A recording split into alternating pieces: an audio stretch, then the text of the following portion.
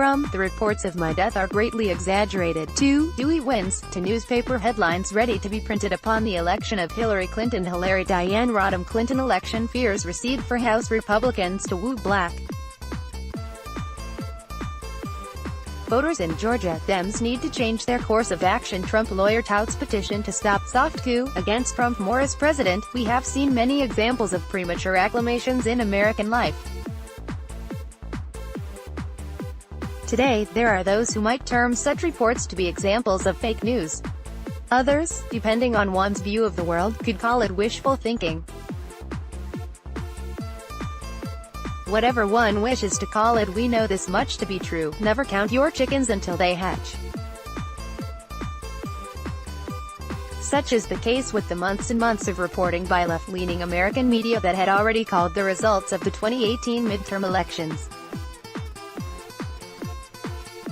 So much so, that a cottage industry had arisen in which the odds of Nancy Patricia D'Alessandro Pelosi election fears recede for House Republicans. Senate harassment bill runs into opposition from House 2018 midterms. The blue wave or a red dawn.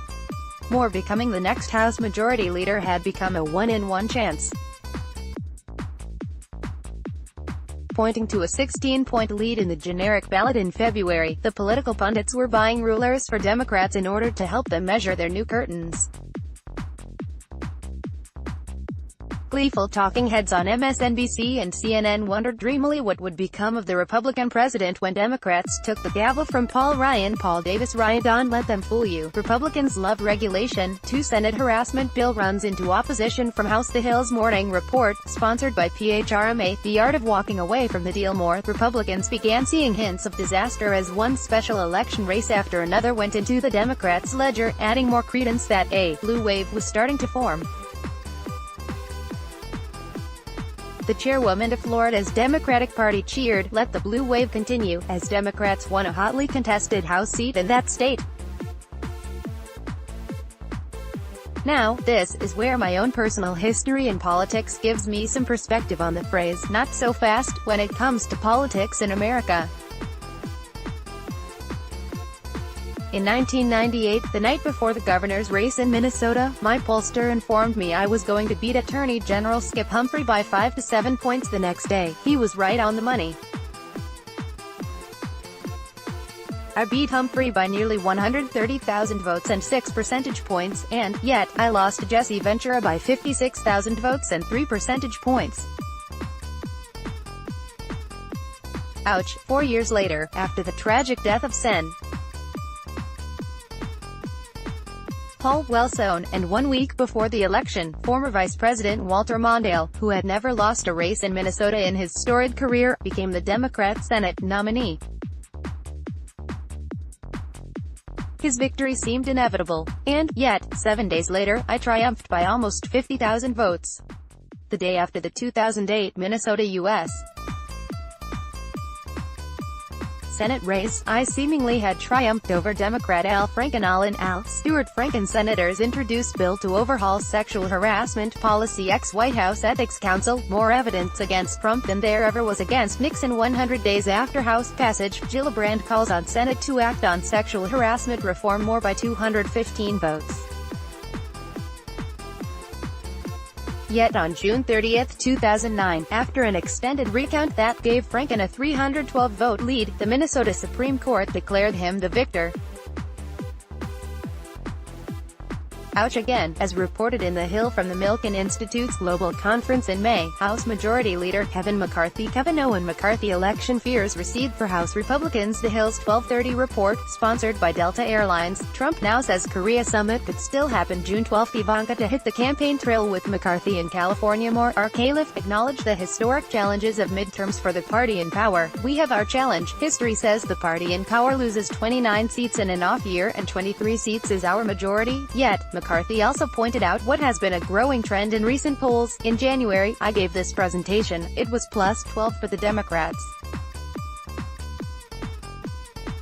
Today, if you take a rolling average, just plus 5.5. We have a 4-point advantage. If we get 49% of the national vote, we'll have 53% of the seats. CNN, a mirror image of today's Democratic Party and its most consistent ally and booster, finally had to concede what the numbers were starting to show. The wave has become a trickle. In fact, there may be evidence that the trickle has become a slow drip. Rising poll numbers for the president, an economy on hyperdrive, unemployment at historic lows and a general sense that the world is largely at peace, and so, too, is America, are starting to rearrange the deck chairs on the Titanic. There is, of course, much that can happen between now and November.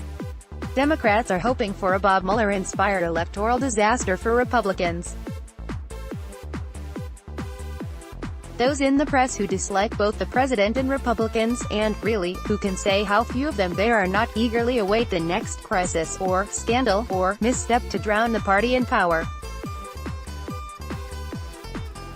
We stand here in May, just days before Memorial Day. I am loath to make predictions about the outcomes of elections. This much, though, I believe to be true: Republicans will continue to hold the majority in the House and the Senate. Democrats, while making some gains, will see many of those gains offset by their failure to achieve significant inroads in important state and local races throughout the country.